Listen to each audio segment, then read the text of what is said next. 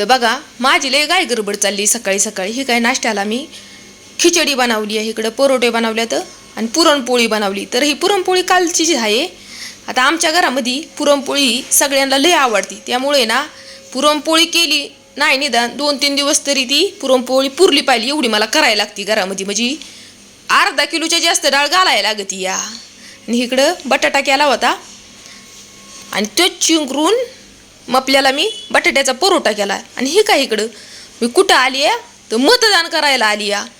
मतदान जी करायला गेले एवढी जी गर्दी, ही काय इकडं लांबलचक लाईन लागली या.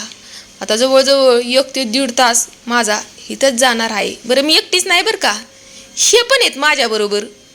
थांबा तुम्हाला दाखवते. हे काय इकडं माझ्या पाठीमागं उभं आहे इथं. ह्या बाका दिसलं का.